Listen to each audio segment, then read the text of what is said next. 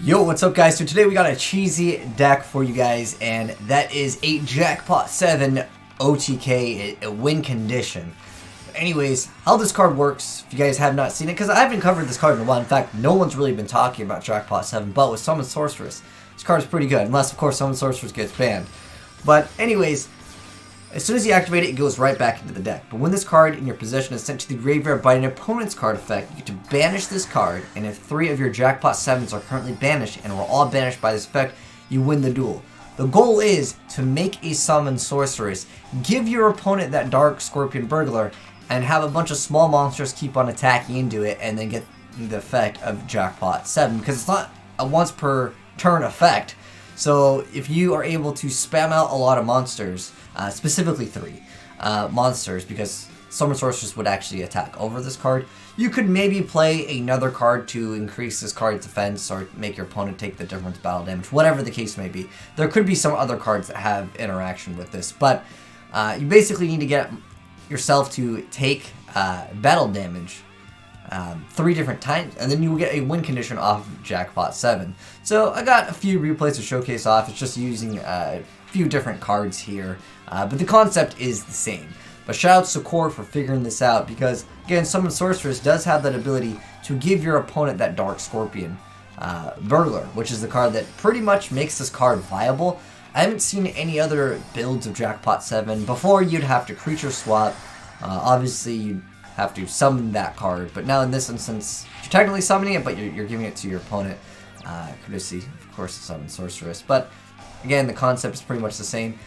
You could play a lot of other decks that just give you a free monster, like for example, the Phantom Knights is excellent because they are low attack. So if you are building this deck, and I'll give you guys a brief little deck profile here in a second, but basically you want to have monsters that have under 1,000 attack, because you have to slam your monsters into them. There's also, of course, the Ancient Cloak, which does technically let you target a dark monster and change this card defense position, and the monster gains 800 attack and defense. So basically, at this point, you could maybe run something that would have more attack, but there's a lot of options here, and of course, with Infernal Reckless Summon, that makes things much easier, of course, with Phantom Knights, but there could be some other things that you can utilize. But I'll give you guys a deck profile after this duel over here. But it's, again, a pretty self-explanatory deck. Unfortunately, there was like a bunch of replays, but they just happened to error out, versus more meta, so to speak. But the thing is that it doesn't really matter what your opponent is playing, because of course you happen to have the new Spatian card to get rid of a hand trap, and then from there, all you really do is just slam into your opponents, because it's not like they're going to be playing Mirror Force or anything like that, because, well, you're giving them this card, and essentially you're just going to win off of the effect of Jackpot 7. And I haven't seen, again, any builds of Jackpot 7 in quite a long time, so it's kind of cool to see something new. It's a cheesy deck at the end of the day, but I don't think it's something that you'll have to worry about as far as like it being like in a larger scale tournament. But yeah, it's a pretty simple, little cheesy way to win. So go ahead and give your opponent that Dark Scorpion, and then just go ahead and special summon via the Infernal Reckless Summon. The other guy's going to get out some extra cards, but it doesn't really matter, because regardless of what your opponent has on the board, unless it negates like their own effect of Dark Scorpion, you should be good to go. Really dirty stuff. The guy was like, I'm leaving. Don't blame him over there. So anyways, onwards with the deck profile. So the Jackpot deck. Anyways, let's go ahead and hop right into it. If you guys want to make some suggestions, you guys can feel free to go ahead and do so down below. But anyways, we got Deshrudo. We've got 2 copies of Mally, 1 Greffer, 1 Armageddon Knight, 3 copies of the Dark Scorpion Brothers. You actually do need to draw this card. Or, I mean, technically there might be some other ways if you get it back and then you swap it over, but that's just too much effort. It would require a creature swap.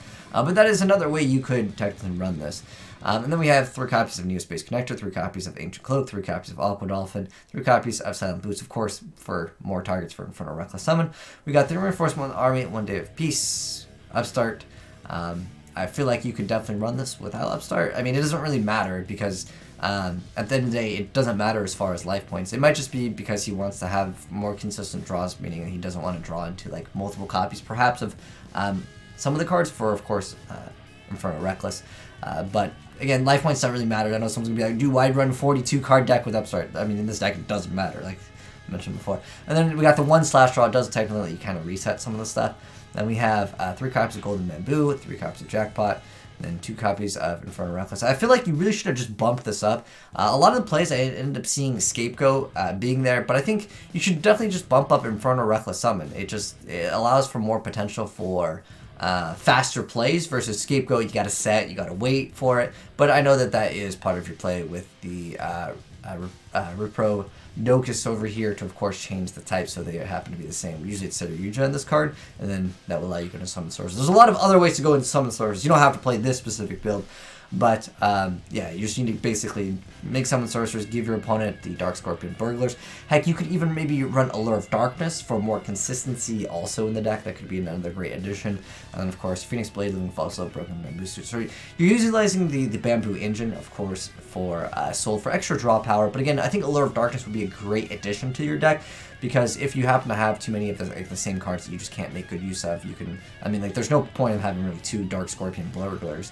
So, like, Allure of Darkness could be a good addition to the deck. And, of course, we have the Shade Briggs, so you can have another monster. Again, just more cards because it happens to be a warrior. But as far as the extra deck, we didn't really see anything outside of course, the Seryuja, the Summon Sorceress, Sold, and the, I'm just going to call it Riplo, because that's what originally what his name was. But other than that, you probably won't be going into too much other than your stepping stones like Link Spire, Link Karibo. You can definitely make use of those as well. But there are probably other ways to make this more viable. But I just not seen a Summon Sorceress build, of course, of Jackpot 7. But like I said, if you guys want to make some suggestions, or if you guys got any other cool ideas, let me know in the comment section below with Jackpot, because it's a cool card, just haven't seen it in a while. But anyways, hope you guys enjoyed the video. If you did, drop a like on it, and if you're new to the channel, hit the subscribe button if you'd like to see more crazy Yu-Gi-Oh! OTKs like this cheesy one over here.